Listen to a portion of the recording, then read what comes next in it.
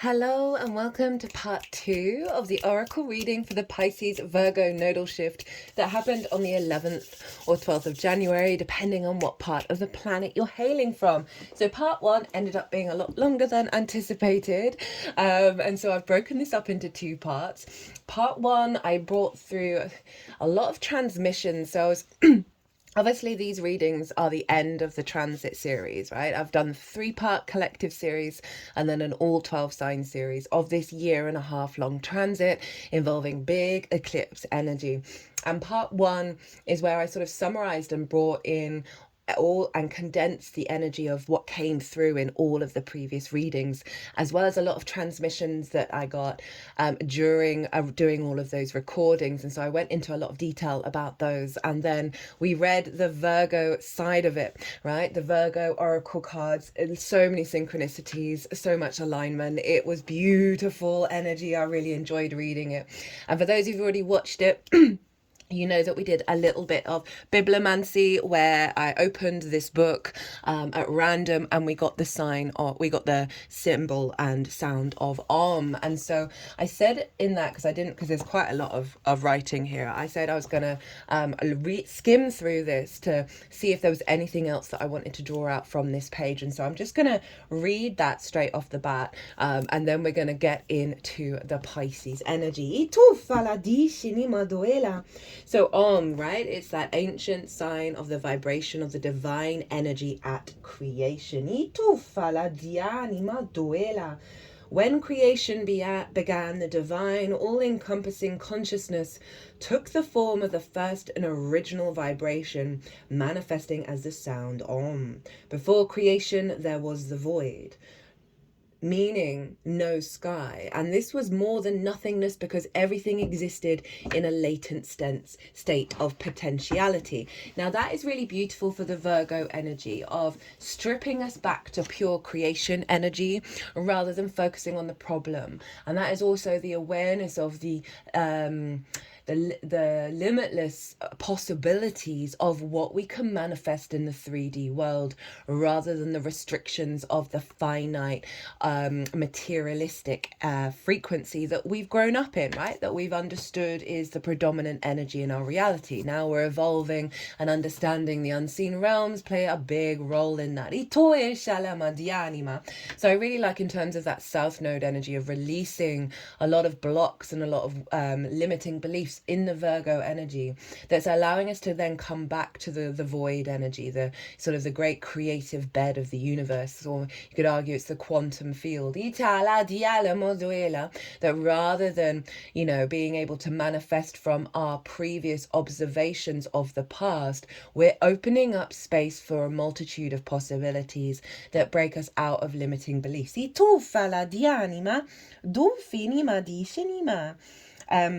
In one form of Hinduism, Om is the mystic name for the union of the 3 gods.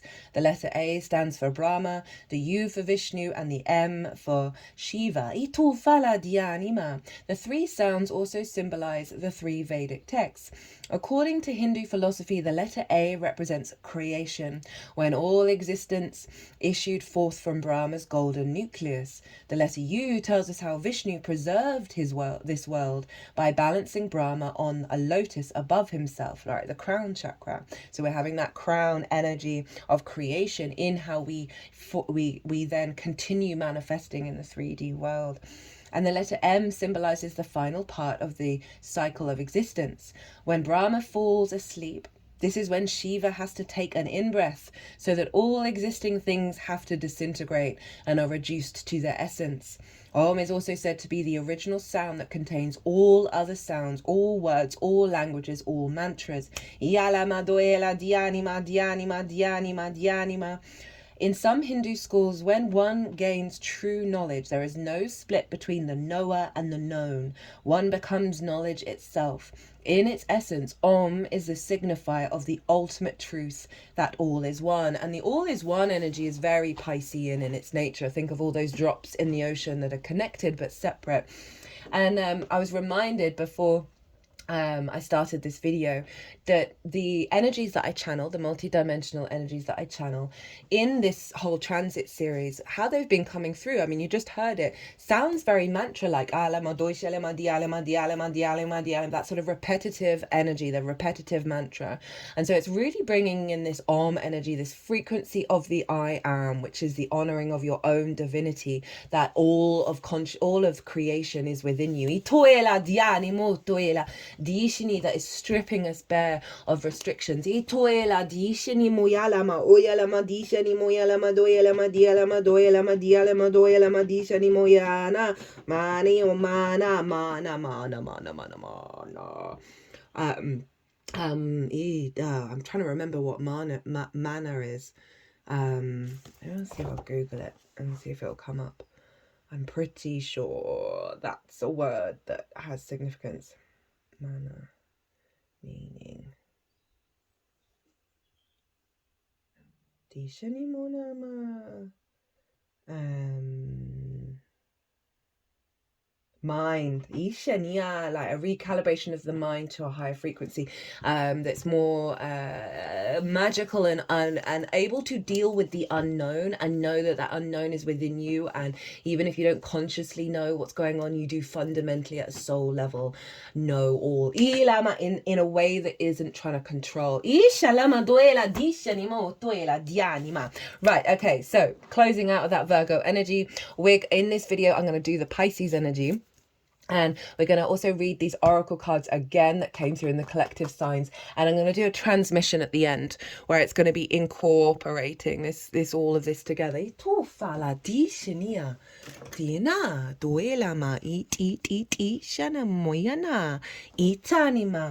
so lots more channeling will come out at the end, and we'll bring all of this energy and we'll funnel it into the collective.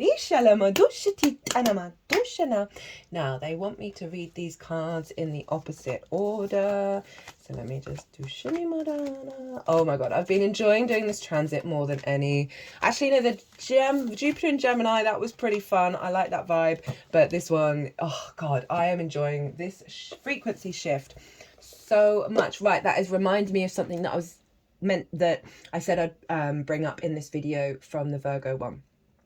So I haven't mentioned this in any of the other collective readings, but you want to look to where your nodes are, right? And see how these nodes are aspecting your nodes, because that's going to give you another understanding of the flavor of how it's showing up, right? And how you can then work with both your nodal axis as well as this one.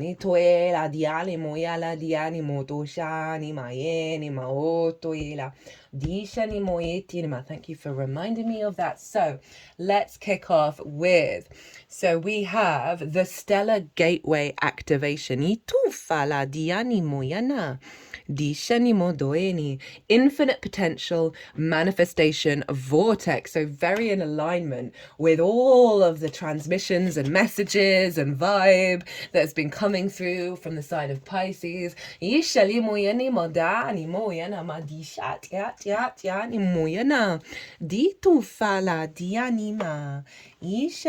Just realized I didn't have the right light on. Ishinia. Dofala dianima. Right, so this is from Carl Gray's Gateway of Light Activation Oracle. All the decks are in the description box if any of them take your fancy. Ishinimuyana. Ditufana.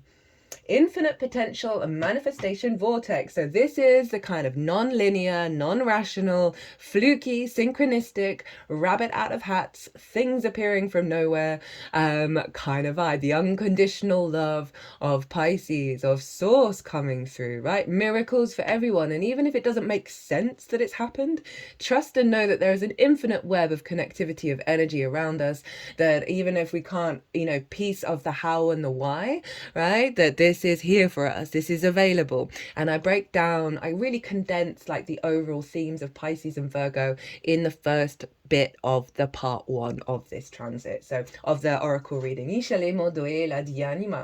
stellar gateway is the highest of our chakras and is found about 12 to 24 feet, 3 to 6 meters above our head. And so fascinating that with the Virgo energy, right? The earth energy, we got inner earth of our ancestors, of what we've known from the past, that South Node vibe. And now we've got this stellar gateway, this sort of expansive energy of pushing into new territory around this higher integrated frequency, right? Of that Pisces North Node. It is the energetic gateway that connects us with the divine matrix. It governs our connection to the spiritual laws of creation and the quantum field, and holds our life potential. As it holds all the intentions that we have set before this incarnation, and all the intentions we set during it that supports the ever-unfolding path of our earthly experience. Energetically, this portal is beyond time and space. And when we connect with it, we come into alignment with all the aspects of our soul's journey, including when we were part of the cosmos. This card transports us to a stargate that has a giant pyramid within it. Above the stargate, there are three-dimensional images of Thoth, the former priest king of Atlantis, who is one of the ancient masters holding the secrets of the universe. This image is a reminder of our potential and our ancient and starry connections. The pyramid is a symbol of rising power and how our soul has existed through lifetimes. The stargate is a projection of our own stellar gateway. This card is therefore a reminder that all things are possible, and that with the right alignment we can draw the powers of heaven down to earth in order to create heaven upon earth. Ishana Moyana, Ishana Moyana. You are a master of manifestation. Every one of your thoughts, actions, non-actions, and choices is affecting the unfolding of your path. Realize that you have great potential and power within you, and through your focused awareness you can draw on heavenly support to create the life of your wildest dreams. I mean, this is so on the money of the Pisces North Node transmission. This is wild. Know that all the energies you connect with are carried up to your stellar gateway, and if they are aligned with your intentions your soul had before this incarnation, opportunities will come your way. It is important to consider connecting with your cosmic origins at this time, and also tracking down the intentions of your soul. For if you can bring your wishes in this life together with your pre-life intentions, you can live a life that is aligned with the highest heavens. Ooh, get in.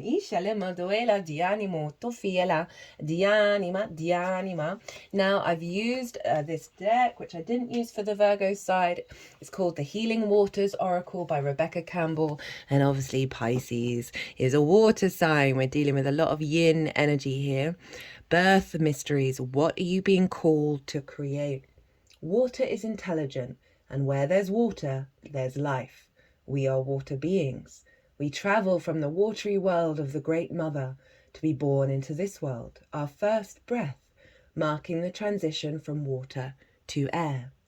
We all grew from a single cell into a form in the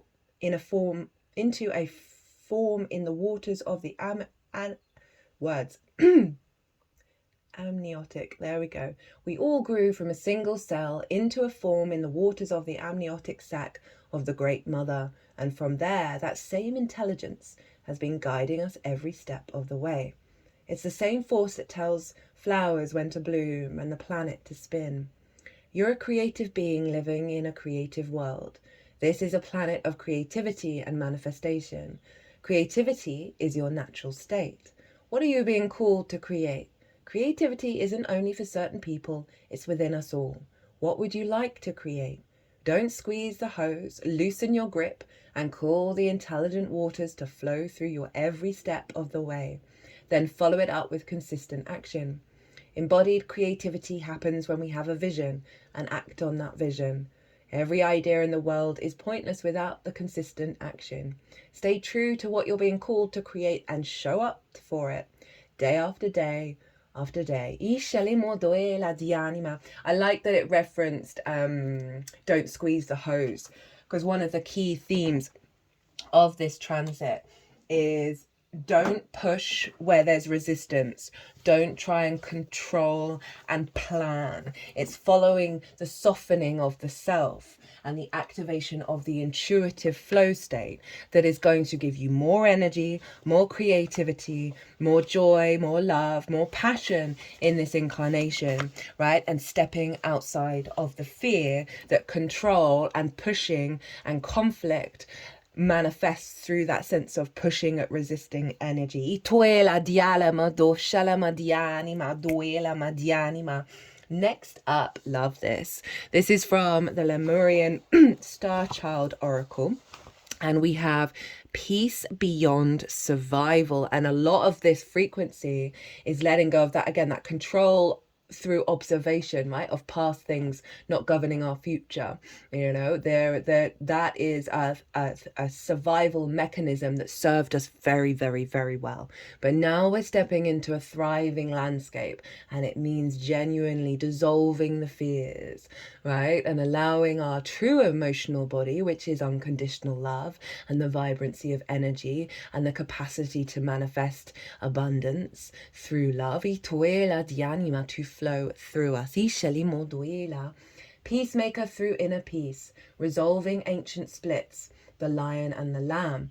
If we think about how Pisces is the last sign in the zodiac, right, it holds a lot of what we've collected over all the other 12 signs, right?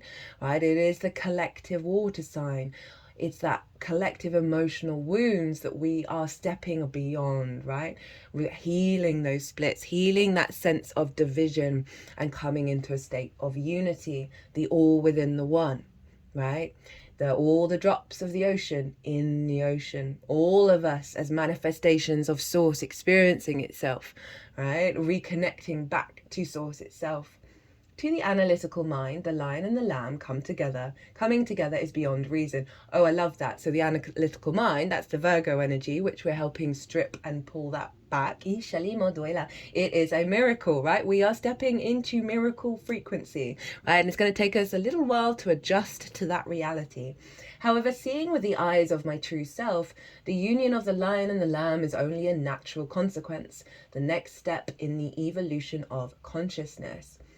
This is already tying with so much of what came through in the first bit of that first part of the oracle reading. This is wild. Your family, I would go into it again, but honestly, go if you have not seen part one, go check it out, because there was a lot in there and it's going to show up here as well. Your family of light invites you to an attunement of unlimited possibility to answer deep questions you might have. Can the lion and the lamb sit down together? Can I be completely at peace with my emotions without any need for defense or protection, even when I feel deep wounds? Can I feel the power and courageousness of the heart, unimpaired by any victimhood and unaffected by any negativity from others? Yes, says your guides of light, but the linear mind might have some objections. Oh, this is tying everything together so beautifully. Oh, God, I've enjoyed this. Has been such a delight to read. Oh, am I not too wounded to find peace to open my heart? What if the lion becomes hungry or the lamb becomes afraid? Miracles can happen, Lemurian star child. Just open your heart to the possibility. Lemurian guides tell of the great power of raising your vibration. Predators can become like pets or even plant eaters because their body chemistry can change in lighter vibrations. The Lemurian vibration, which goes beyond the survival paradigm, beyond feeding on each other, is coming back to New Earth. The Divine Mother embraces us all, including predators and prey. Perhaps your body requires the vibration of meat, or emotionally you function through baring your teeth. Embrace the fierce lion inside and also the vulnerable lamb who might feel victimized, alone, or abandoned. Love yourself by expressing your truth fully and by letting go of judgment. This card signifies that your vibration is raising to integrate the lion and the lamb. Do you identify as either a predator or a prey? All is embraced now by divine love, which allows you to observe the reactions of the lion and the lamb.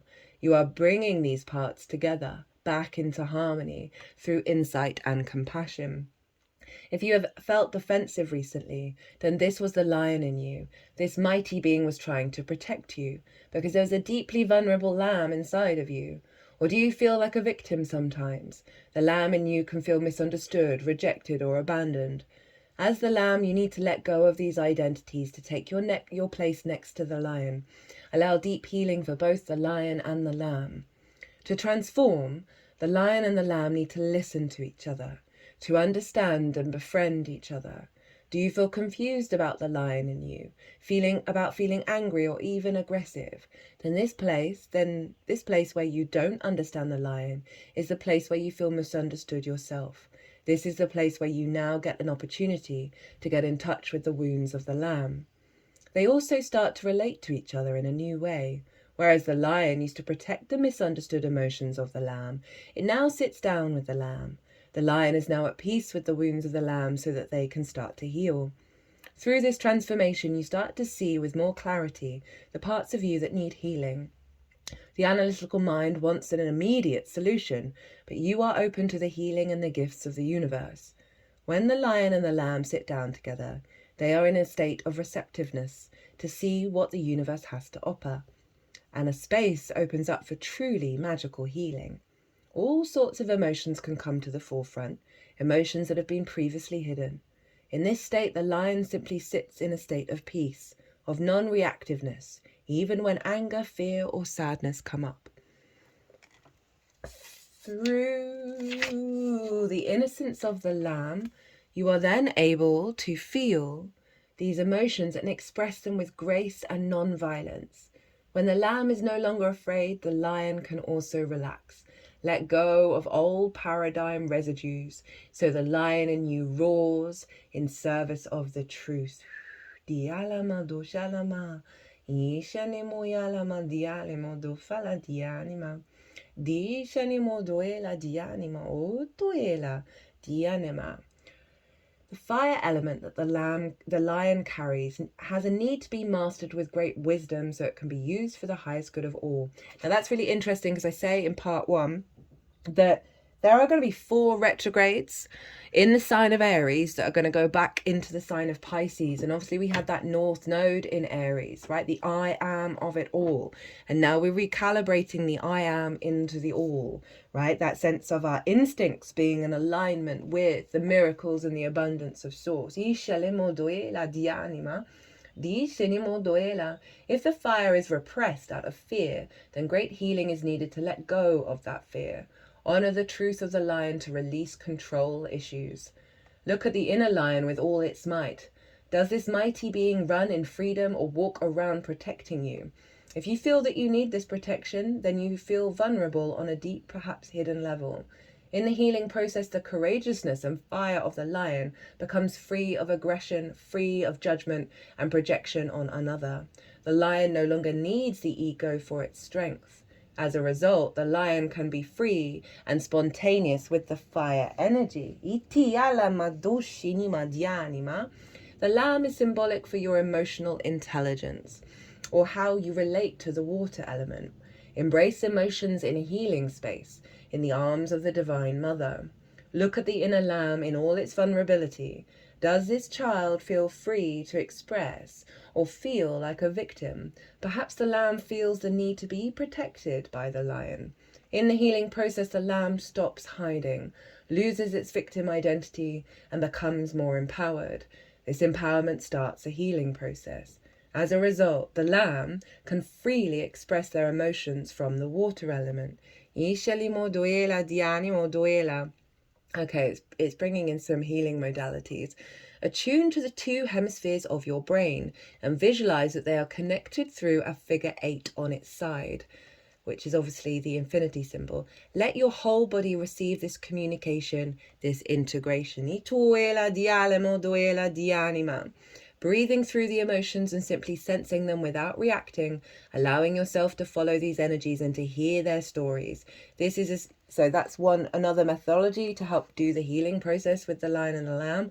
Find new ways to express yourself, to express your emotions. This can be through art, through writing, through music. Your inner child, symbolized by the Lamb, is the key to finding this new expression. This self-expression is especially important to activate that creativity that is found and the courage that is found in the lion. Calling in the assistance from your angels and guides, healing through sound and frequencies. This is how the lion and the lamb transform. It all starts with letting them sit together in transformational waiting. After that, in the next steps of evolution, they start to dance, to sing and play as you. The lion and the lamb become a union, an integration, a beacon of light that guides you throughout your life. Affirmation. As my inner lion and lamb sit down together, they share and find peace, which allows for healing beyond victimhood or aggression. Beautiful. And again, summarizing so much of what we're letting go with Virgo and so much of what we're activating with Pisces. As I said in part 1, there's a lot of cards in each pile that link to the other sign. And that's because the North and the South Node are forever interlinked, right? They are not separate from each other. They are not far away from each other. They are infinitely this close together. So whatever's going on with the South Node is influencing the North Node. Whatever's going on with the North Node is influencing the South Node. They are in a state of union. And the more that we come to that awareness, right, and that collaboration, the more we'll be able to amplify this energy. As a Virgo sun, and I don't have anything traditional in Pisces except for an astrological point called the part of fortune. I was so in awe of the Pisces energy. It felt really far away from me, right? That opposition, the other side of the chart, felt really separate from me. And it was more and more as I, came into an awareness and created focus on that Pisces energy and started to really sort of understand the ebb and flow between the two, that even though that felt very alien to me, right, with my hyper analytical mind, right, that the more I started to see it show up in such a beautiful, subtle way that then started to reverberate throughout me. And I just had to create space for it. So for some of you, if it's the other way around, you've got more of that Piscean energy and that Virgo energy feels detached, just open up some space to draw it in. Set that intention to work with these two sides together.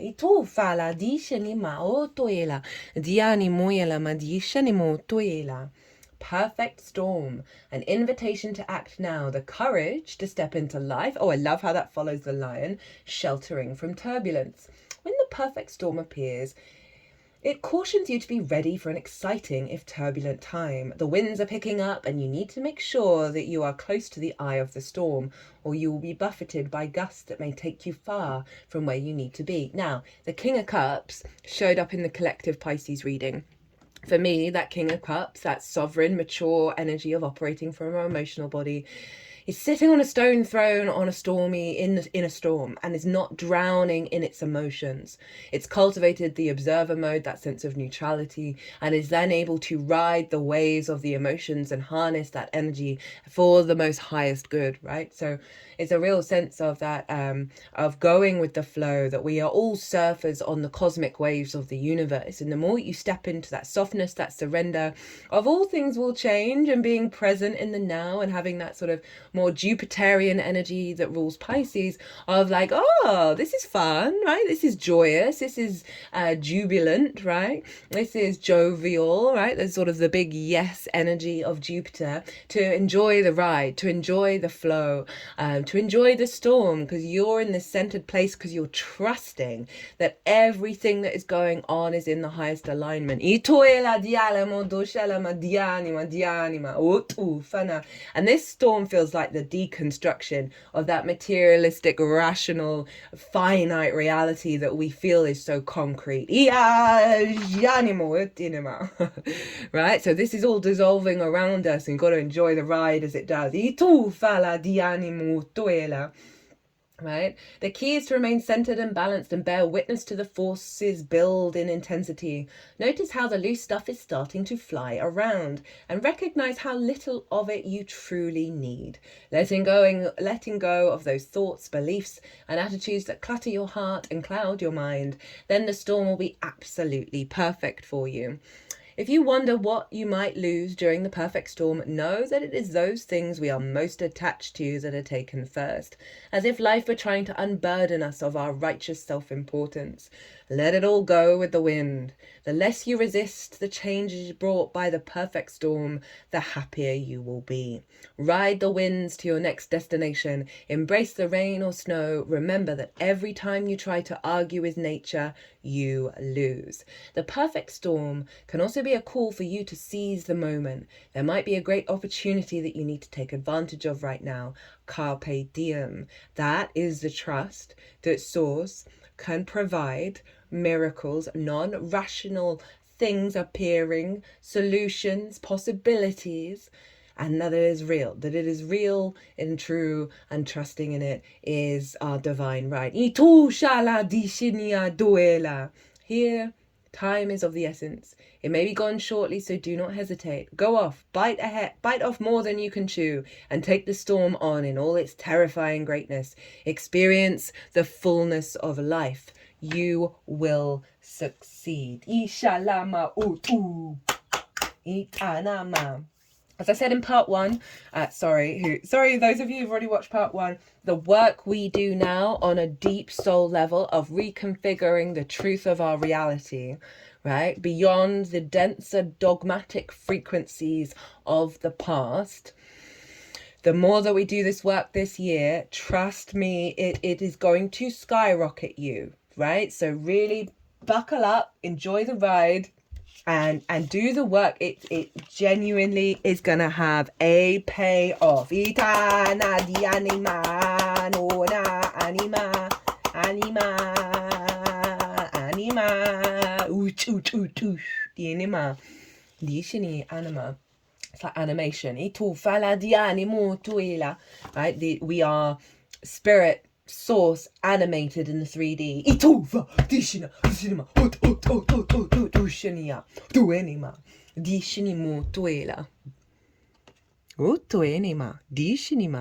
Why is that making it all really dark?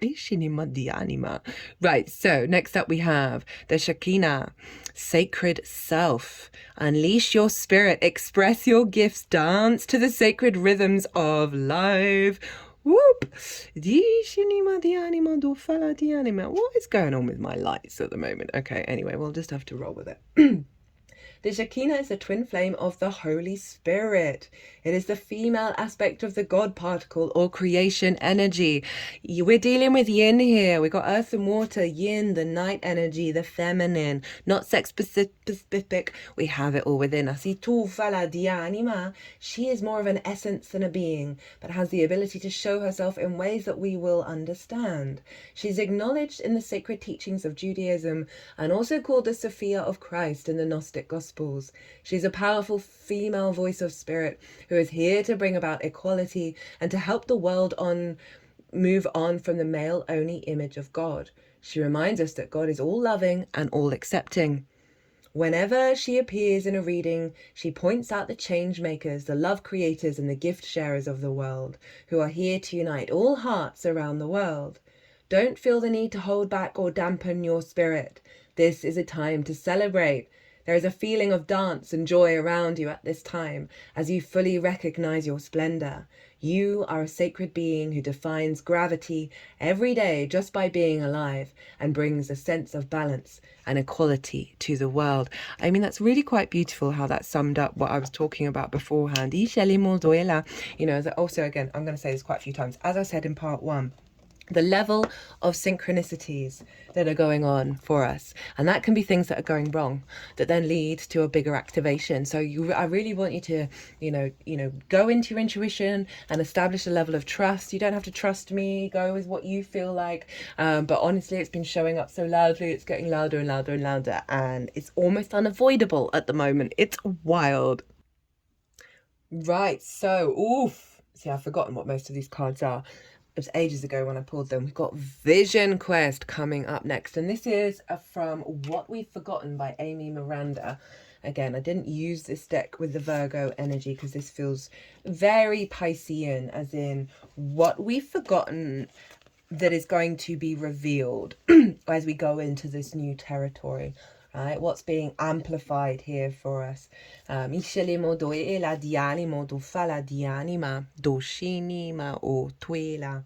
Rock paper symbology.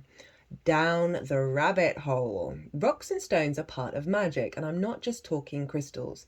Caves have great mystical importance to civilizations far beyond the shelter they provided.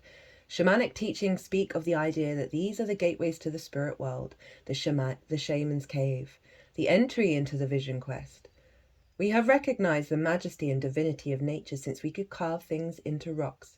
Those historical paintings of prophetic events, visions, angels and gods were representations of the parts of life we couldn't explain. We painted them, we wrote on walls, we carved things into stone. We left clues for one another. If not for the Rosetta Stone, we would not have been able to translate whole languages. Hieroglyphs would have remained a total mystery had people not taken the time to literally spell it out. We've been communicating with Source since we got here. We can move through time and space. Alice wasn't the only one who has been going down the rabbit holes. Consider this our vision quest. Is there anything in your life or in your stories of your ancestry where a dream, vision or gut feeling came to be? What visions exist in your orbit? So it's asking us to think of the bigger picture, of the bigger dreams, the bigger visions, right? And allow that sort of going down the rabbit hole of coming into a new reality that is a little bit odd, a little bit unusual, not like the reality we currently know. So this is what we're doing. We are going down that rabbit hole and opening and expanding our vision.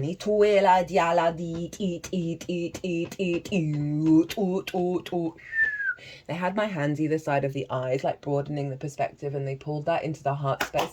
Like Jupiter, who rules Pisces, is very much about the bigger picture. It's very much about faith, right? And wisdom and elevation by bringing things together. And with that comes a level of confidence, a deep-rooted, powerful confidence of trusting the path, even if we don't know the details of the path. That Virgo energy is more detail-orientated. It's ruled by Mercury. And we're letting go of that structure that confines us from freely moving along our path with a buoyancy in our step, right? So we're really allowing a little more play, a little bit more abundance coming in our capacity to sort of, let's play around with this arguably delusional idea, right? And see, is it going to manifest? Let's have a feel. What does it feel like in my body? Does it feel real now?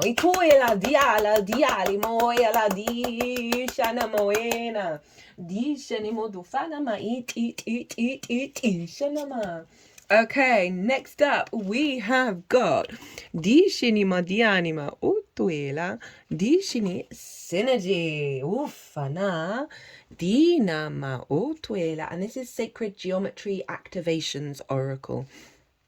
The frequency of synergy supports our allowance and acceptance of the not so obvious, never seen before combinations and unions that result in new ways of functioning, working, thinking, relating, loving, and being. It reminds us to embrace the unfamiliar so that new yet exciting co-creations can give birth to a new reality. That North Node energy pushing us into new territory. The origins of the word synergy come from working together, and it is described as the result of something that is greater than the simple sum of its individual parts, right? Jupiter literally brings things together, brings different parts together in order to elevate and create that bigger picture. Also, oh God, that's reminded me, which I haven't mentioned, Jupiter is the great protector of Earth. Right, it sucked up all the asteroids that would have smashed into us, right? So we've got this very protective, loving, supportive, abundant energy. It's the biggest planet in the solar system. It can provide for all. It provides us this sense of safety that we're not we're not going to be destroyed, right? That we're not getting rid of, we're working through the survival mechanism into thriving of and embodying that in our emotional body. In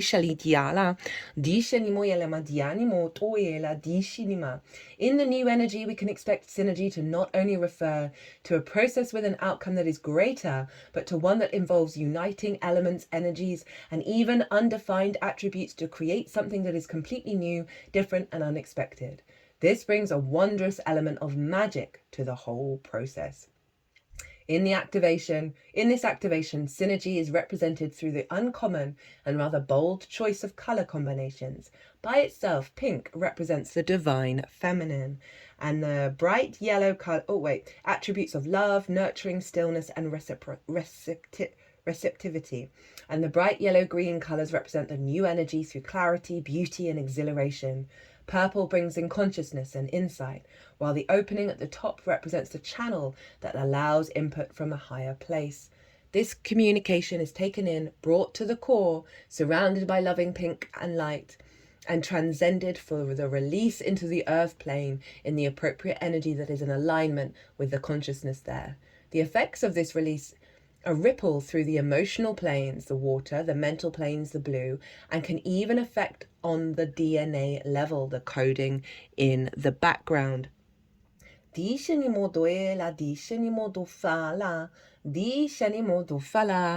So a real sense, as I said, those drops in the ocean all working together, more of an alignment, more of that flow state, right? Again, where we're not pushing, where there isn't resistance. I felt called to cut my tarot deck, which is just by me, and we got the Magician, right? Through this as within, so without, right? This inner unity, this inner synergy that we're cultivating is allowing us to manifest at a higher level with everything around us, the seen and the unseen realms. Okay,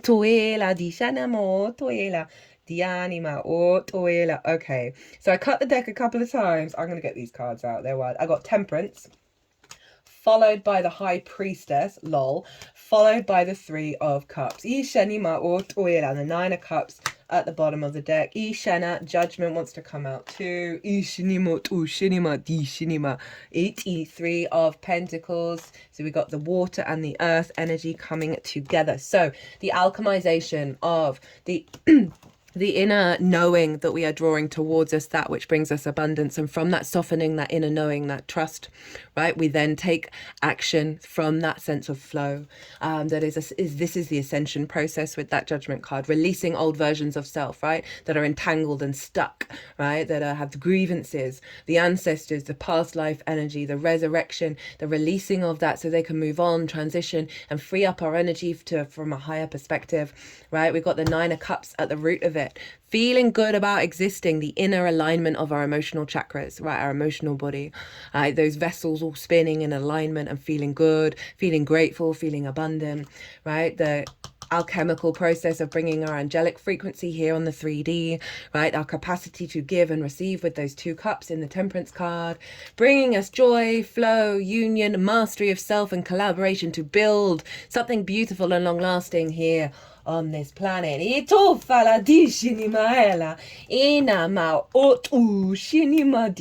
God, I heard they want one more. I got the Fool. Lol. This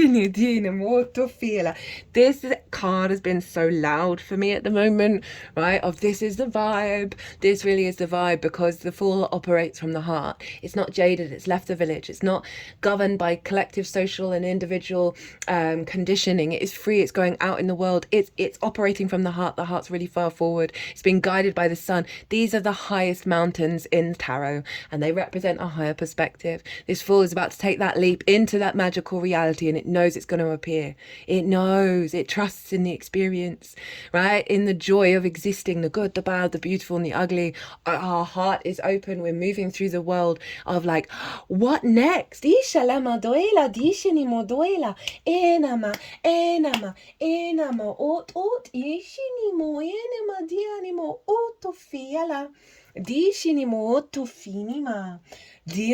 Wow, that was cool.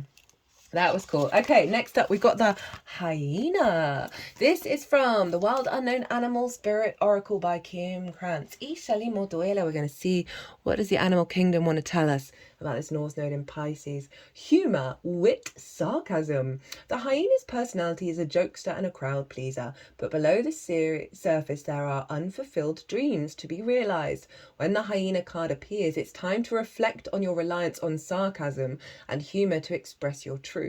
Are you using jokes to hide old resentments in relationships or to mask things that you feel uncomfortable discussing? What would happen if you took your goals seriously? When in balance, charming, witty, fun to be around. When out of balance, scrappy, petty, suspicious. To bring into balance, sobriety. That's an interesting one, particularly with the North Node in Pisces, which does have a link to extremes in substances, right? Of wanting to disconnect from the 3D reality. Okay, so this is pulling us back, right? This is letting us know that that might be a frequency for some of us. The best way through this is to dream. Is to dream from your own truth and without expectations or assumptions of how it's going to show up, when it's going to manifest, and really be open to the humor and of the cosmic troll that is the universe, right? Of the weaving it's going to be doing, that when we get into an alignment with our true goals, our soul goals, and we take them seriously and we don't try and distort whether we believe that they're even possible, right? There's a real honesty that's coming through with this hyena, right? Of being able to, what was it saying? That sense of sobriety of, I'm not saying everybody go out and get sober, although it's really healthy. I recommend at least 2 months of sobriety, to really feel it. You get more energy, you feel more competent, all that stuff. Anyway, regardless of that, it's more that kind of sobriety of the reality of the miracles, right? Rather than joking about it, rather than being suspicious of it, right? We are letting go of that kind of collective social response to when I say magical reality, right? Of like miracles are possible. We're like, yeah, whatever, ha ha, very funny, right? The hyena's kind of saying, nope, no, reorientate, trust in that, trust in this reality, see it as this very sobering path we're all walking on.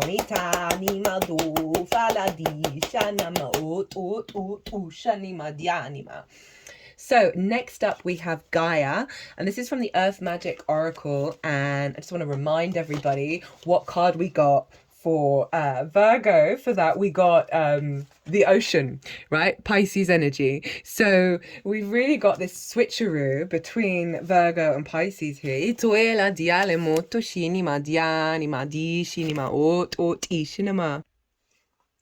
Gaia, nurturing.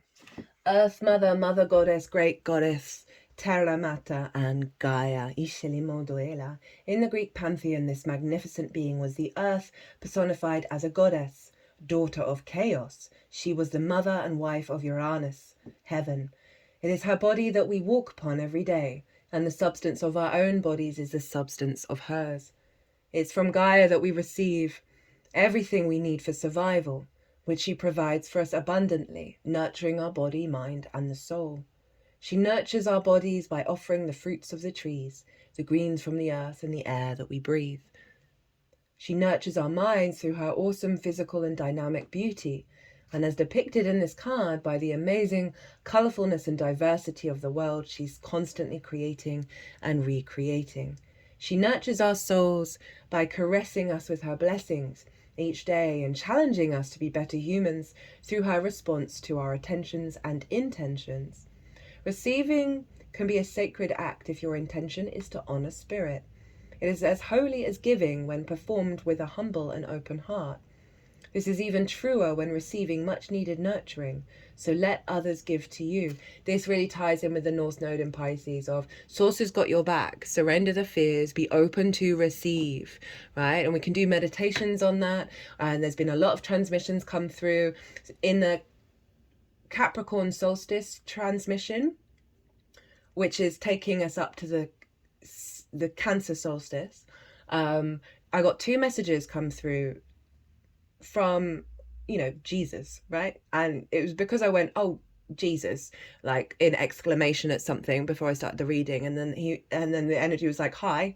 I was like, oh, I did not mean to invoke you. And it was two very clear messages. We are free, and we are activating a cycle to be able to receive.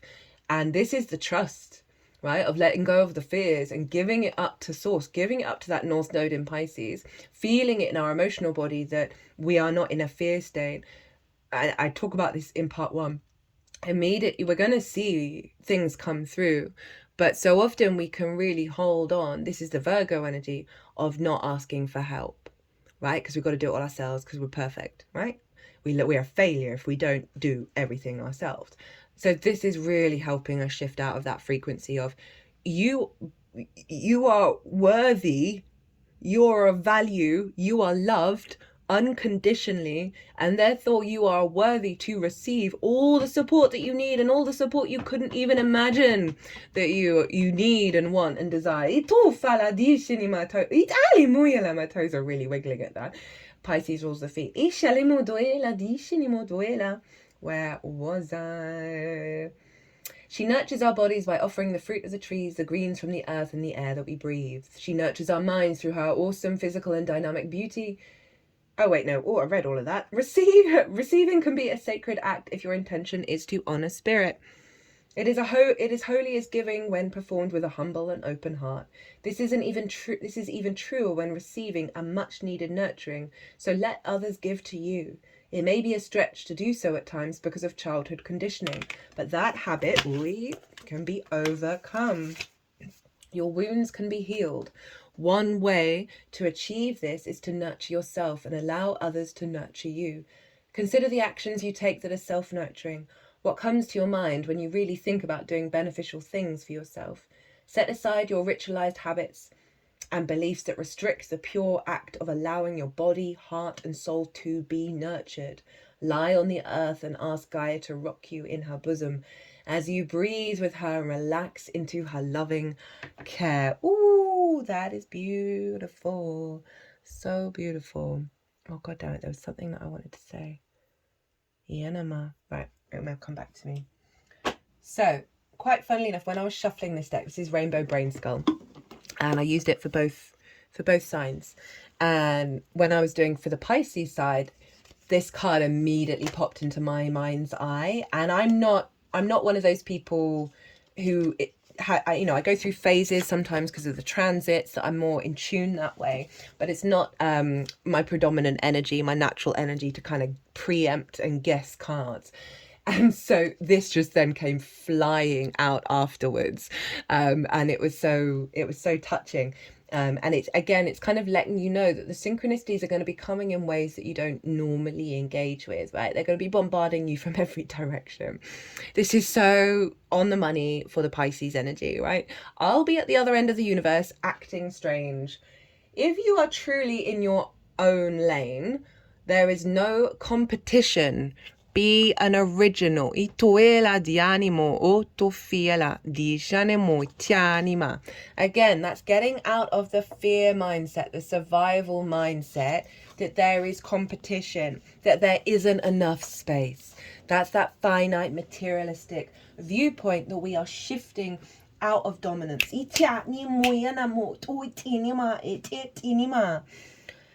Allowing us to be a little bit more fantastical, a little bit more magical, allowing that frequency to come through us without the fear of what anybody else is going to say. And underneath that we have the mystic. Now Pisces and Neptune, where it currently is residing, in Pisces, is very much linked into the mystic. As I said, Jupiter is about faith, right? The Sagittarius energy, the yang orientated frequency of Jupiter, is more the preacher, right? They're going out and sharing the great light of the fire of source. He's too fella, taking it on the road and roaming with it, right? That Pisces energy is the inner calibration of the deep mystic within, of not needing to know. And through that unknowing, we become more into a state of completion. This is from Kim Krantz's The World Unknown Archetypes deck. Don't know. Yeah, I keep getting the two decks around the wrong way. The seeker, the light worker, the dreamer. The mystic is often misunderstood in our culture, depicted as a wandering or light-hearted daydreamer. Yet, like Shiva, the true mystic plays a critical role in society. Shiva's come up a lot. Shiva came up in Virgo and is now coming up here. And that is that sense of that needs to be destroyed, right? And transmuted into nectar. The poison transmuted into nectar. Ishalimo doela dianimo toela. Remaining fearlessly dedicated to the path of transformation. In order to save the earth from darkness, Shiva swallows the poison of the world and holds it in his throat, slowly transmuting the liquid into nectar. This is the work of the mystic. They do not fear darkness, but rather sit in the presence of it, harness the potential and latent energy behind it, and embed it with light. Now, this is the two fish of Pisces. They're attached to each other, but they're pulling in different directions, right? And again, that unconditional love of Pisces, of all the different shades that our experience show up as, you know, the being at peace with the light and the dark, and not running away, right? That mutability of the flow state. Ialema doela dianima, doela dianima, dianima, dianima, o doela dianima, dianima, dianima. They are patient and prudent change makers, seeking growth above all else. Unanswerable questions are the mystic's lifeblood. The mystic revels in mystery and in the great riddle of life, dancing with the forces of light and dark upon its wings. Di Shenima, when light, remover of darkness, visionary, ageless. Ishalemo duela, when dark, expects results, seeks attention and recognition. Ishalemo duela. It may seem that the mystic is inward facing, yet its light beams back into the world with the strength of 1,000 stars. Ilama du shanama diana. Like any light worker, the mystic must build a relationship with fire. So we're bringing fire in again. I think I mentioned already in this video, but there are going to be 4 retrogrades in Aries going back into Pisces. Again, that North Node that we've just left being in Aries, of the honoring of the I am. This begins the awakening, the inner flame or tapas within. And that is that, like, not getting lost in the all, right? Not giving ourselves up to the all, thinking that it's separate, that we are each channeling individually from our individual frequencies, the all in the I am.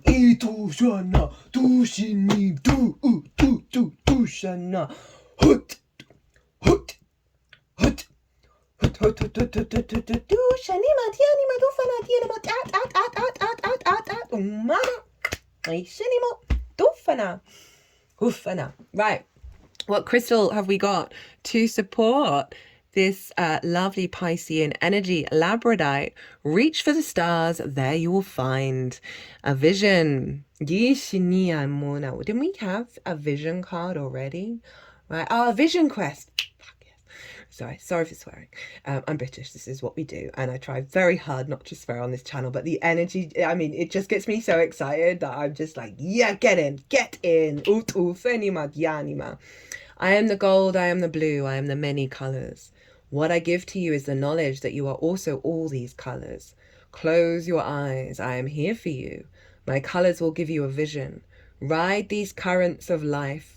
Reach for the stars. Take my hand and I will show you a vision. Be prepared for what I'm about to show you. Now, labradorite is often a stone used to activate psychic tendencies, right? So it really is that sort of connection to the unseen realms. Why is this not getting in focus? What's going on? Anyway.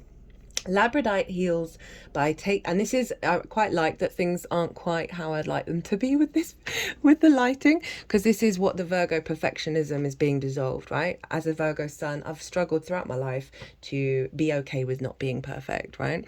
And so me acknowledging that things aren't quite right that's the steps that we're taking with the Virgo energy to be at peace with not having all the answers, right? I tu fala di anima. Labradorite heals by taking the attention away from the physical problems. They still exist, but labradorite can lift you above them. And in doing so, certain problems can just disappear. That's literally what's been happening. It's wild. Look at the colours of labradorite and request healing. The colours will radiate into your aura. Labradorite can stimulate an excitement, a zest for life. It can also rekindle all those things, think of that fall energy, all those things that you have always wanted to do. It can also reveal dormant creativity, so it can lead you into pursuits and will always be, and always there will be a vision. It will come to you, a thought, a feeling. Reach for the skies. Hold labradorite. There is a light above the head and there is light between your eyebrows. Now gaze at the labradorite from your light between your eyebrows. What picture can you see? Relax your gaze and open your mind. If you've got a piece of labradorite, you might want to pause the video and go do that.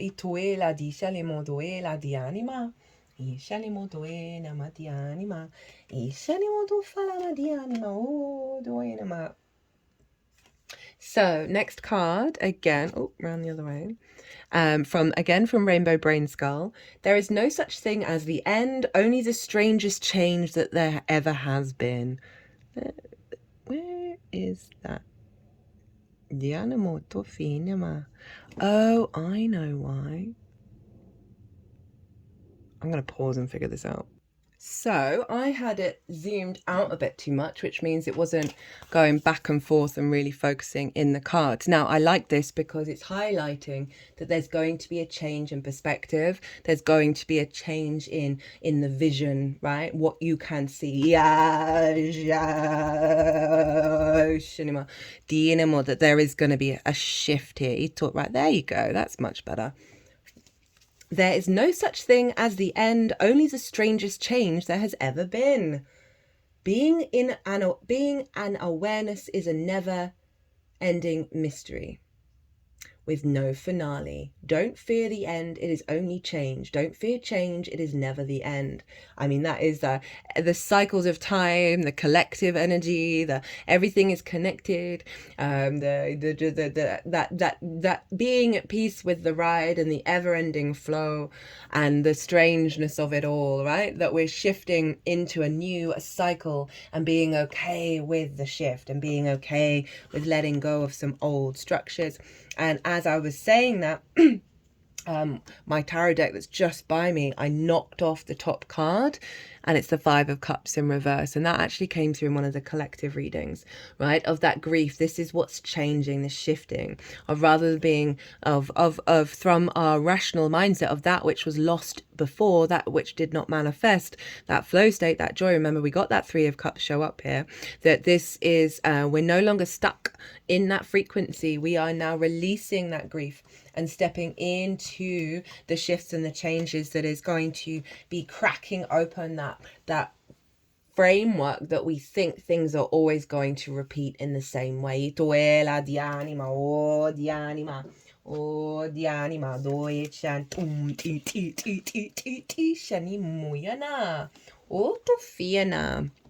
Now we've got the Azure Vault. Oh God, that looks so much better. The Blue Temple. I think the only other time this has come up before, I think, was in a Pisces lunation. So that's lovely. The Celestial Realm, the imagination, expansiveness. Welcome to the Blue Temple, the home of the alchemical imagination. You have entered a space of new depths, new possibilities. The inner eye opens. I just reminded, sorry, I'm going to say it before I forget. We're doing a lot of inner child stuff over here.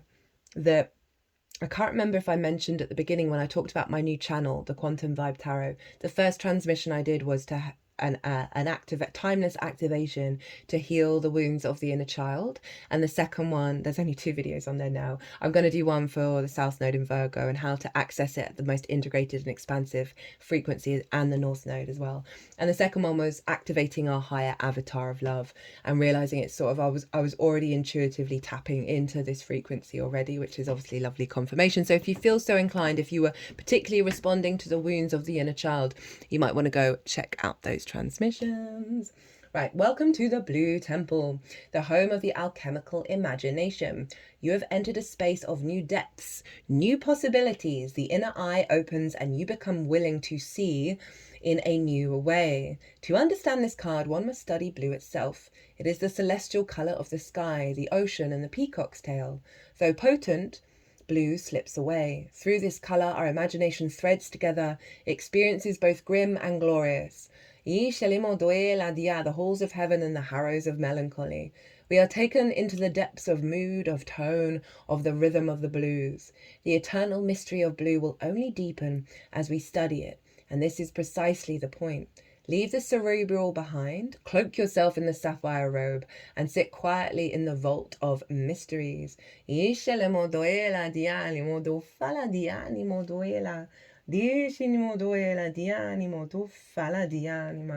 we're stepping into this temple in our vessel of imagination and bringing in, you know, these new depths, these new possibilities.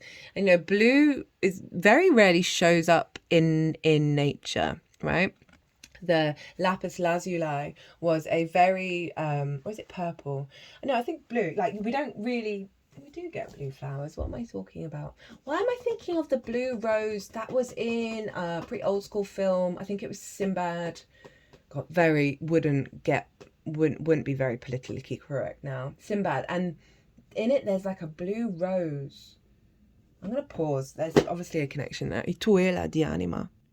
So I just wrote Sinbad Blue Rose into Google, and it comes from a film, the 1961 film, The Thief of Baghdad, right? And so this figure has to is going on a quest, right, to find the blue rose. And when they do, they're given a magical jewel, right, that can create a new reality.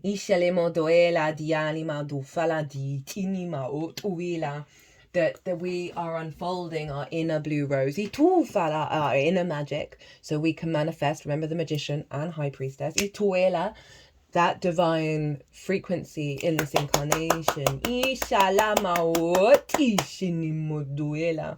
So the final card is the Soul card, right? This came out in the Cancer Full Moon as well. It also came out, I believe, in the Higher Activation of Love video that I did. And this feels to me like the Magician card, right? This magician is open to receive and to take action. It's very fire energy for me, of like, through all of this process, right, the unlocking of the magic within ourselves, we are going to be manifesting and taking action, our instincts, from the surrender, from the softening, that high priestess, stepping into the high priestess, dissolving our yang energy, and then from that, our instincts, our fire, our yang, comes from the truth, comes from the ultimate source of source, right? The ultimate abundant nature of source, that we are going to be very instinctively in alignment with source at the, you know, with this whole cycle, where we're seeing it show up, we're seeing through our actions, we are creating those miracles.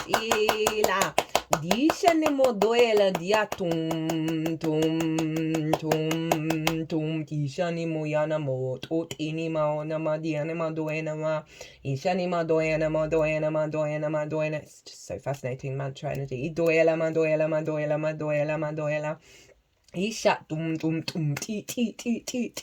Right, okay, so I pulled these cards, during the collective readings. And this is the Pisces one, the force believe, the force that works through your soul, determining what's possible or impossible. The difference between success over failure, and above all, who you are, is the power of your belief.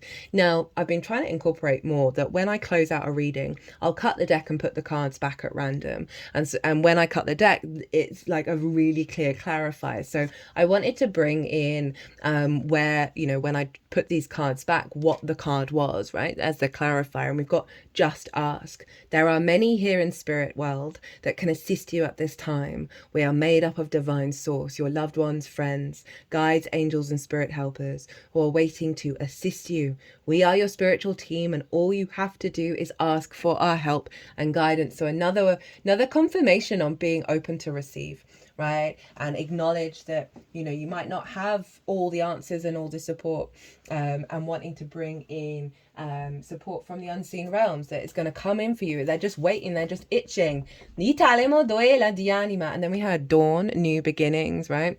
Of we're heading into new territory, a new dawn, a new day, and I'm feeling good.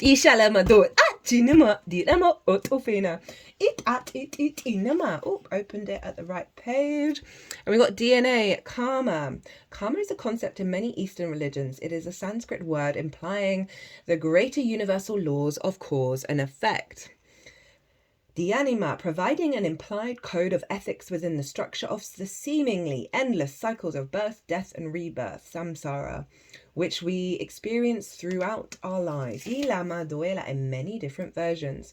The mistaken notion about karma is that it's some kind of punishment, but it's far from that. And in fact, in its purest form, it simply asserts that our conduct in this lifetime will determine our next incarnation.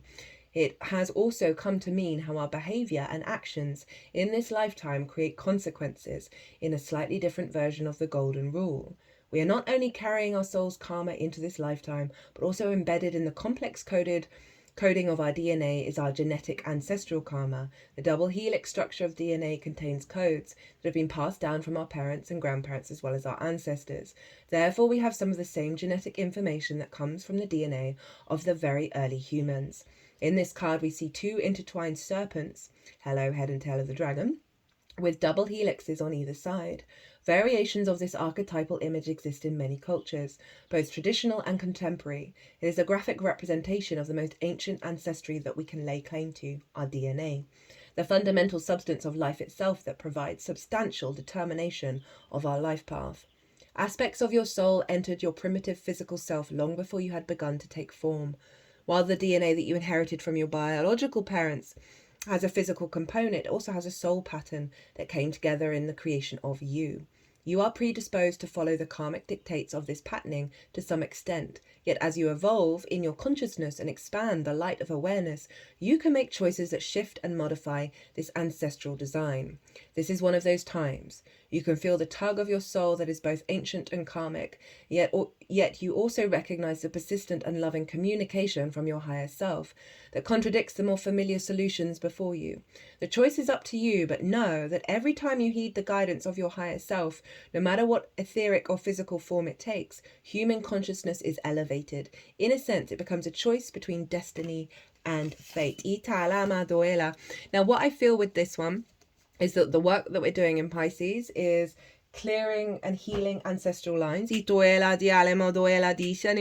were more dense, right, in their frequency, as well as it was reminding me of, I can't remember his name, but there is somebody who has been doing this study via remote viewing, which is a protocol in which to sort of get into yourself and then remote view somewhere or in the past or the future. And he's been doing it since the 70s, predominantly 111, as I say that, as we talk about this, predominantly focused on what's going on in 2060. He's recently done one that's 2040. It's not as an advanced study, and for the life of me, I cannot remember which study this came up in. I think it came up in both. That we as a species are going to come into more awareness of karma, right? Of cause and effect, that is going to shift our consciousness, right? And I feel like that's more of a collective understanding of past life energy, where we have a deeper knowing within us that what we do now genuinely does affect our future incarnations, which, you know, could go in lots of different directions, but I feel like that's grounding in terms of like how we show up now, right? So this is a bigger collective consciousness awareness of this pattern, of this formation. I also feel with this, as well as activating healing throughout the lines behind us, we're also bringing in a lot of wisdom from the ancestors, a lot of awareness, and helping us break out of the restrictive energy that's in our DNA. You know, there's so much in our DNA that hasn't been activated yet. So that's what I feel like with this as well, that through this process of the healing, we're clearing more space to activate. You know, for me, what's going on with technology, they're just trying to preempt. That we're a very impatient species, right? Preempt and rush to what we're already being activated in doing, right? Lots of magical powers. It's definitely my belief. Right,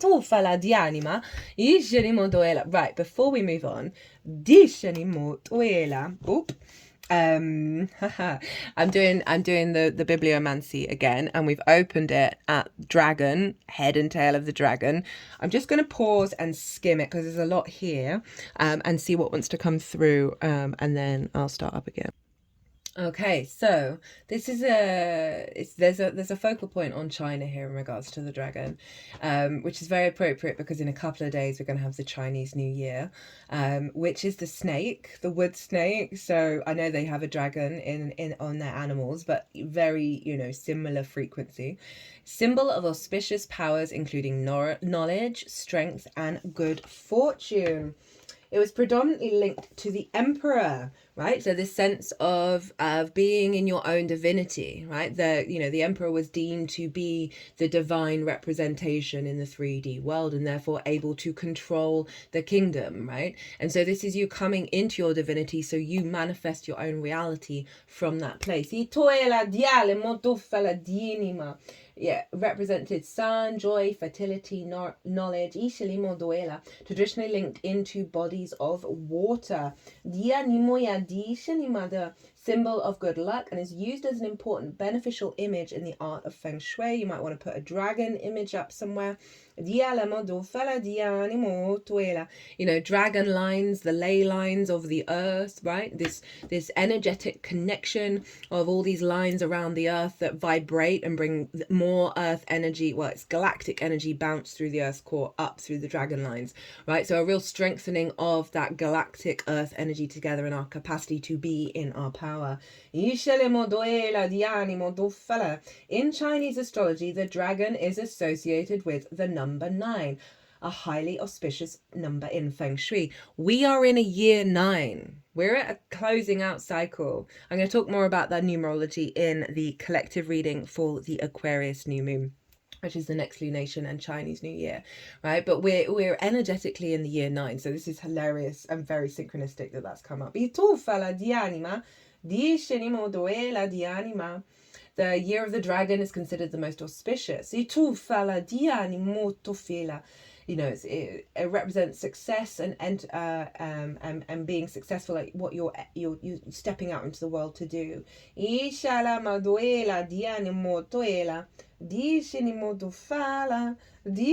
So, Dina, very powerful. Very powerful, and I love like the head and the tail of the dragon coming together. Right, so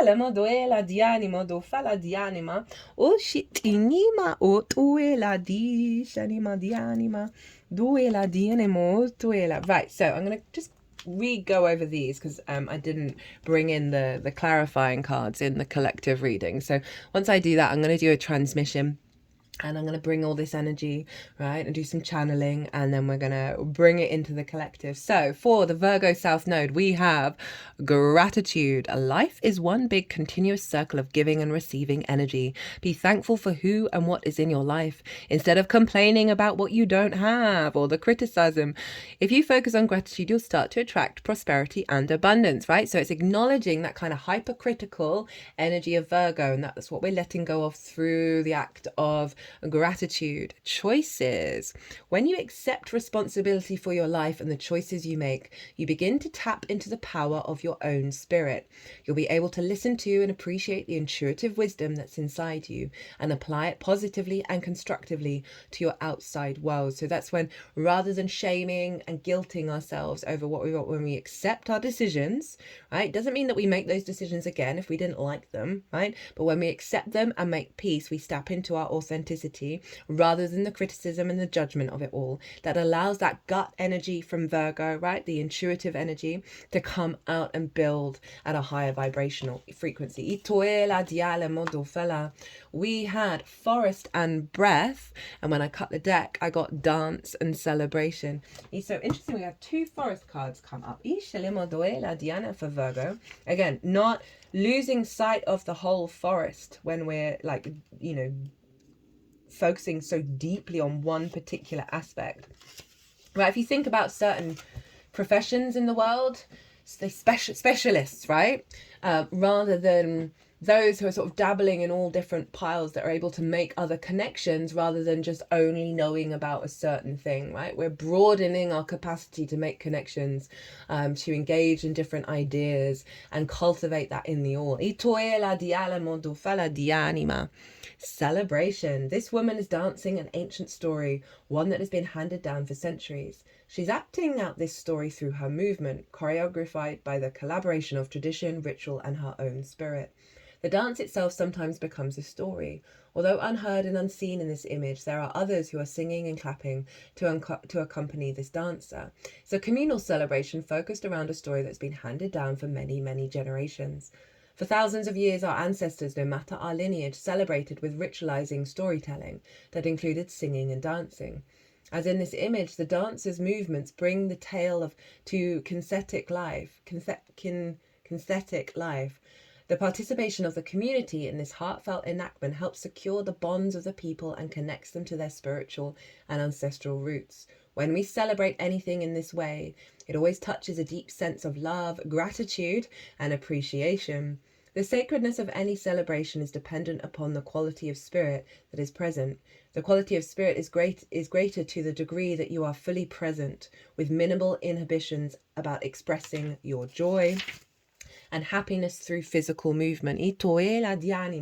Focus on what you want to celebrate. Put on some music and dance, whether slow or fast. Sing a song while you do so. Make up one about what you most have to celebrate. God's wish is for everyone to enjoy their time on earth, and part of that wish is to celebrate your capacity to be joyous and express it through your body, whether in private with small groups of friends or a large communal gathering. Let music, song, and dance be a part of your sacred ceremony, regardless of what you are celebrating, for truly any celebration is sacred. And again, it's getting out of a lot of the themes of Virgo of not being able to enjoy life because of all the jobs you got to do, right? Because you're observing where all the problems are.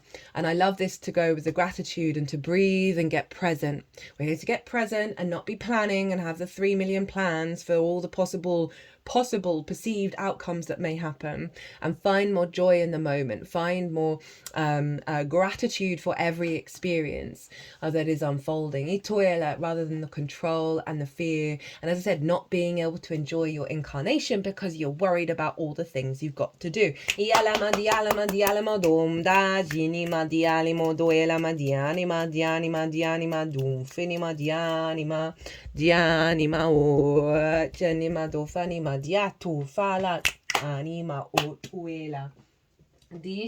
Right, we've got 2 more cards to go. This has been a long one, but totally worth it. Remember, this is a 1.5-year transit. And it, as I said, like it's linked into all of the other astrology of this year. Right, so these are the 2 joint cards that I pulled, and I'm just going to read through those, and then we'll bring in the transmission. So first up, we have healing. Gentleness of love, realignment, transformation. These other keywords: receive and clear, right?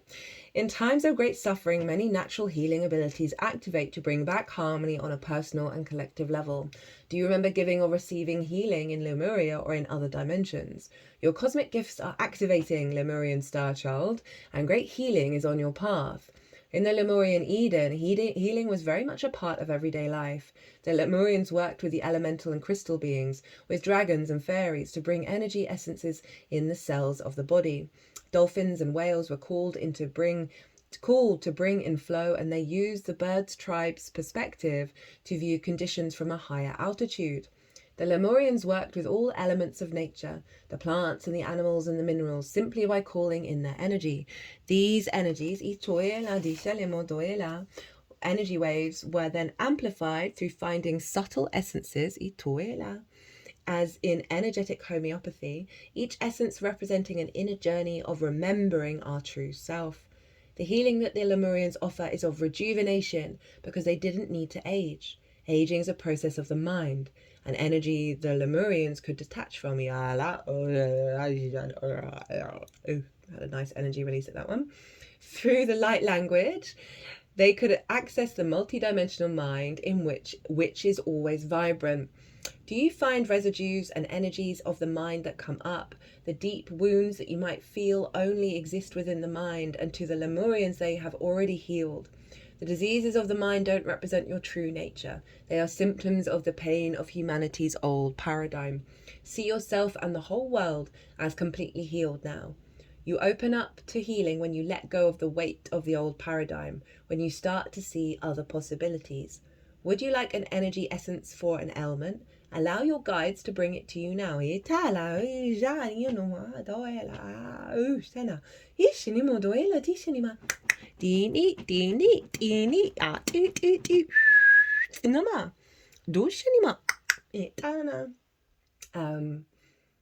Allow your guides to bring it to you now because they are wanting to show you what you need. Lemurian guides, Pleiadians, or Archangel Michael gives you an initiation now, a subtle symbol or impression. Let your thoughts make associations that lead to the energy elixir that will bring healing for you. Diseases are often underpinned by beliefs of the mind. Do you find a particular thought that undermines or sabotages?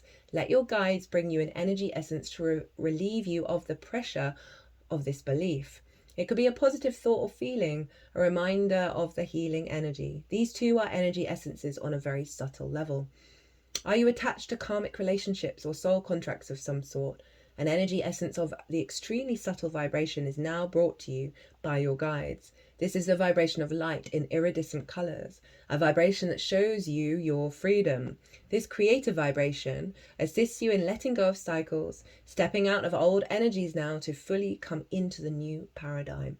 Release the old paradigm by bringing its energy up to the sun and receive light particles into your crown now. These source vibrations are clear and pristine and bring in the energy of the new Lemuria. Let your pineal gland and your higher heart activate so that your natural healing abilities manifest. As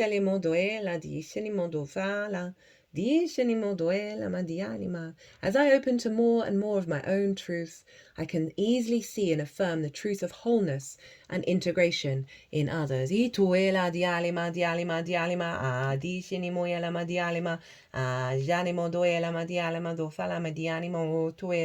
bring some of that energy into the transmission that I'll do after I read this final card. Goodness me. Cosmic Circle. Create sacred space, embrace unlimited possibilities. We had another card about sacred space and ceremony and ritual and honoring of the unseen and the magic and bringing it into your vessel. Cosmic circles raise my vibration and provide an intimate connection with the earth. On entering a cosmic circle in my physical or light body, I receive instant healing. My third eye's throbbing at the moment, by the way, so I think we're going to do some clearing of that. Beyond rigid linear thoughts, lol. You are accessing multidimensional circles and realizing your healing abilities. Cosmic circles show you new ways of problem solving by receiving divine love and information. Cosmic circles might present as sacred geometry, such as the Vesca Pisces and the Merkaba, or a beautiful sphere. They can present as stone circles, crop circles, or energetic circles, places with powerful energy vortexes. Beyond the linear mind who thinks that all circles need to be uniform, your heart connects to a variety of beautiful cosmic circles. Sacred circles have been left by the Lemurians and other ancient civilizations. Some are made of stone and others are made of energy. These circles are part of the new earth, and they are being activated when you connect to them consciously so that you can receive sacred light codes. The crop circles reactivate key points and junctions on the Earth grid of ley lines. Hello, dragon lines. The dragon lines are the ones that are really powerful. There's lots of different gradients of the ley lines, of the energy lines of the Earth. The ancient circles, which are on the same grid, also reactivate in this process. Visit these interconnected circles, physically or in your light body, to access ancient temples in Lemuria. These temples bring you back home to your natural state, which has always been your true self. They tell you about the golden age, which is coming back on the new earth as a permanent state. In the temples you find Lemurian light codes that allow you to travel through space and time. They help to interact with the living earth in such a way that you always maintain your connection with the cosmic circles and the Lemurian temples. Through this new earth interaction, you are nurtured in a multi-dimensional ways. You can see many more cosmic circles when you look up into the night sky. Planets orbit in sacred circles around stars, and stars follow greater circles around the center of the galaxy. These are macroscopic equivalents of the sacred circles on Earth. Therefore, the cosmic circles on Earth are also communication portals where you can connect to your cosmic family of light. Create a sacred circle for yourself, especially if you're in a dense surroundings. You can use stones, crystals, or even pieces of paper. Your cosmic circle allows you to download sacred energies to create a beneficial space. Use your intuition to create shapes that are in harmony with your energy. Simply draw without using your mind too much to see what shapes come to you. Then create a layout of the same design with stones or crystals. It can be a small circle on your desk or in the middle of a circle of friends, or it can be a circle that surrounds a living space. See your circle as your own Lemurian temple. Here you can rest and rejuvenate, be completely yourself, receive the wisdom from your Lemurian guides and from the Pleiadians and from the angels. Your circle is also a cosmic portal through which you can receive guidance from the stars. Allow yourself to receive these light codes for the benefit of your own heart and for all of humanity. A cosmic circle is around me and creates a beautiful vortex of light. I connect to source beyond density. Alema doi shalimi alema doela. Di animo toela mai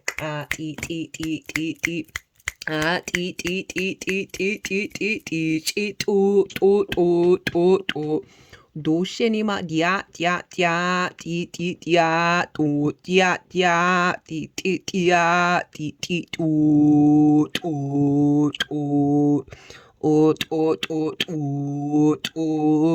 shenimoela madiala madoela madishana ma ola madoela madishanima doela madishanima Itanima otoshinimo dofala dianima. Italima dishanima doshanima dianima. Duenima otoelama dicha ti. Duela madialama doela dishanimo doela dianima. Dishanimo doela dianima. I've got a dragon head right here. Dishanimo doela madialama dofala madianimo to. And this is a sort of a shaman dream crystal, faceted garden crystal. I can't quite remember it's got lots going on. You get to see lots of different aspects. Itofela dialema doela dianima dot each at each.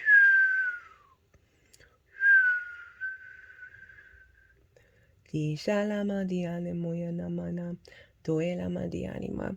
I just heard first we are activating deep healing to clear space for these codes. This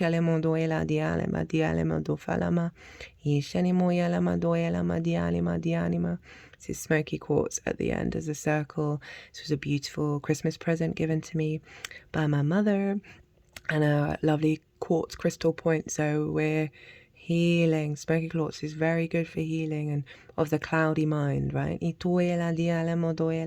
Of releasing negative energy. And obviously clear quartz amplifies and activates clarity and divinity and divine light. Shenima.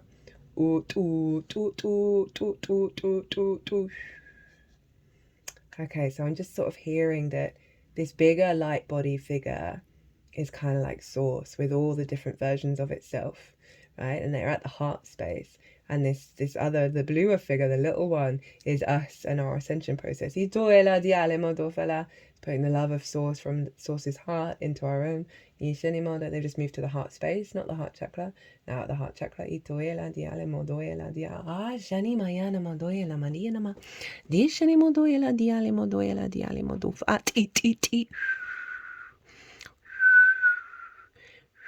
Dianimo do shalama dialimo do fala dia dum dum dum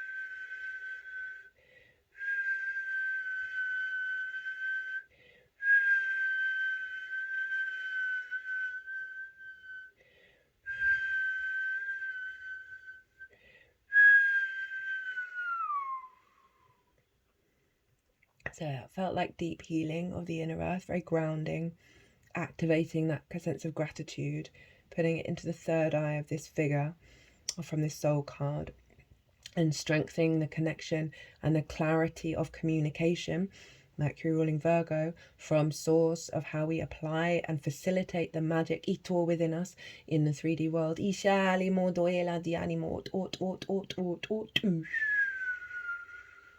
They're both activating and clearing blockages, as in activating clarity and clearing the blockages.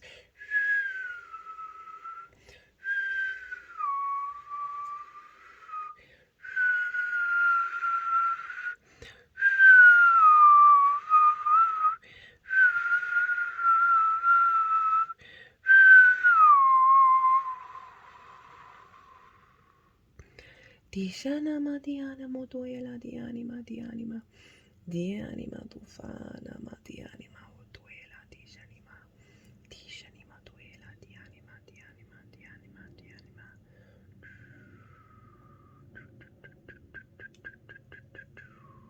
hashanama hashanama hashanama dishanima dushanima dinima hashinima otu.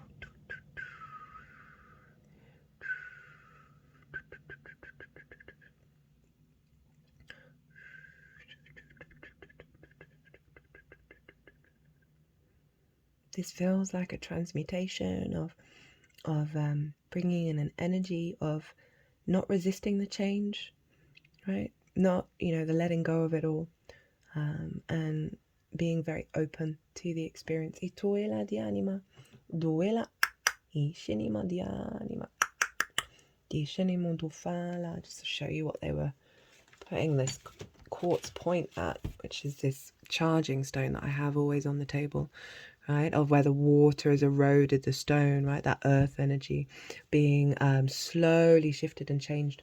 Oh, they can't see, you can't see it. Slowly shifting and changing, and evolving, and then generating a magnitude of power, right? The Yalaman, and this is what we're being transitioned in, that we're gonna have, interesting, the memory in our water is activating, in that code, our capacity to act as our own generator of energy via source. And they put it, the point at the third eye, which has been throbbing.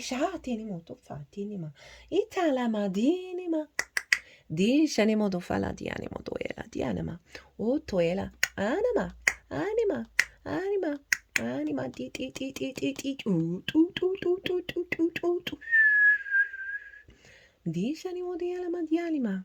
Dufala dianima dialima lodinima dialama doshalama. At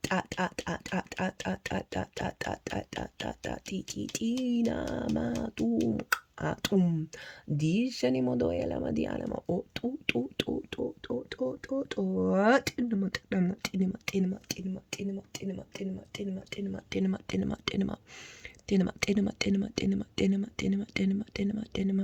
Dinama Inamadoyenema dishanemo o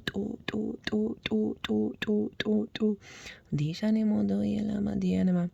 They were focused on, I'm sure you saw, but on that heart space of belief and bringing it into the new dawn, right? Right, we're going to wake up with this energy. There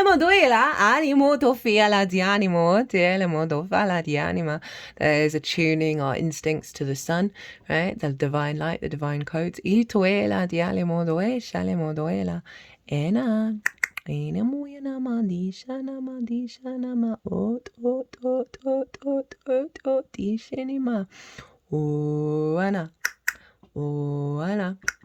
Ina modoela dishani modo fala dina dishini modini modo ishale modo fana dina mo ina manima, grounding this high vibrational frequency onto the earth with this smoky quartz. Itoela diani modo fala diani moela ishani mo, so we're not getting too dysregulated.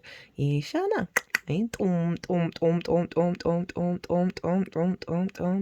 will feel rejuvenated and cleansed by this energy, right? With this rock salt, Himalayan rock salt pyramid. Oh, interesting, that turquoise color. Both the crystals came up as blue, which was fascinating. Of our throat, and there's been a lot of energy around stepping into the truth.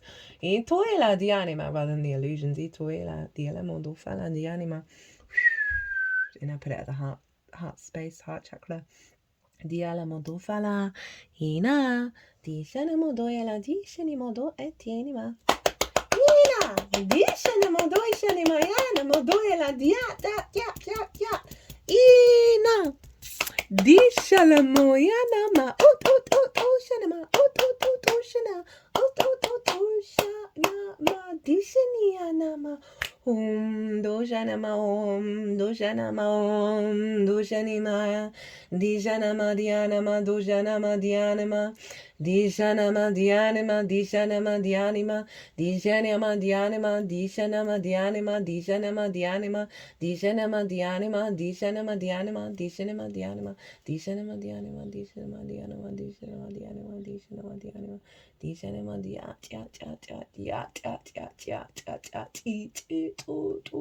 they're stretching out the heart chakra. Isha ti ta ima utu.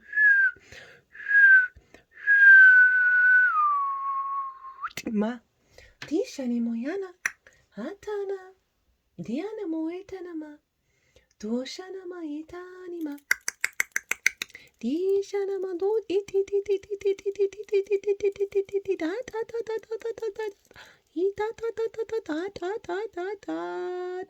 Nidana Dinama Dishanama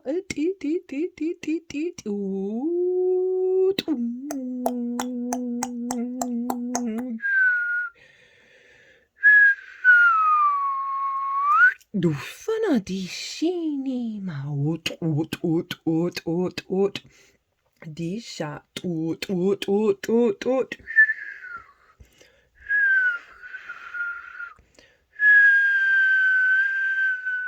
We've got the snake, we've got Metatron's cube, we've got the infinity symbol. On the other hand was the flower of life and the Sri Yantra, as well as a moonstone, beautiful ring that I have permanently loaned from my mother. You know, Metatron's cube is helping us move through different realities, different dimensions, and be protected. They just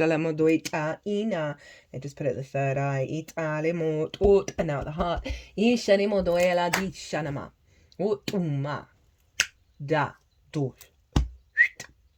Right, I'm going to leave it there. That was fun. I enjoyed that. Did you? If you did, hit that like button. Leave me a comment. How is this showing up for you? Because it's really loud for me. And I've seen it in the people that I've interacted with and talked with since the nodes changed, even in the lead up. Oh my God, it's still hitting me. This is a vibe shift, and a very noticeable vibe shift. So if you want a personal reading to go further into this nodal transit for you, my loves, I've got a website. It's everywhere. You can book through there, or if you want to book, pay by PayPal, email me directly, or if you just want to email me directly and pay that and book that way, it would be lovely. Oh God, I'm really enjoying doing personal readings at the moment. It's a lot of fun. But other than that, be good to yourselves, be good to those around you, safe travels, and be well until we meet again. Enjoy the ride, guys. Really, really open yourself up to Source. Source will meet you immediately. Tu fala di anima, il cinema.